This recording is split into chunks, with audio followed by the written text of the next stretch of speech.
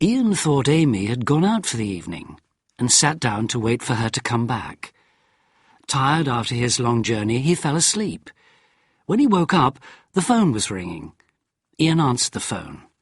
It was Amy. I said, "Where are you?" She said, "Ian, I'm sitting in your flat in Australia." At first I didn't believe her, but then she gave the phone to Eddie, who lives in my flat in Sydney, and he told me it was true. I was so shocked I couldn't speak. Amy had had the same idea as Ian. She had flown from London to Sydney via Singapore at exactly the same time Ian was flying in the opposite direction. Incredibly, both their planes stopped in Singapore at the same time. Ian and Amy were sitting in the same airport lounge, but they didn't see each other.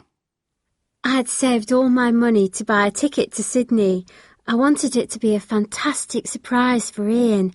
I couldn't wait to see his face when I arrived.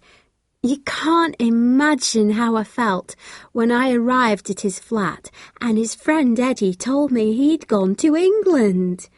I just couldn't believe it. When I spoke to Ian on the phone, he told me that he had flown back to England for a special reason. And then he asked me to marry him. I didn't know whether to laugh or cry, but I said yes. It was just bad luck. If one of us had stayed at home, we would have met. It's as simple as that.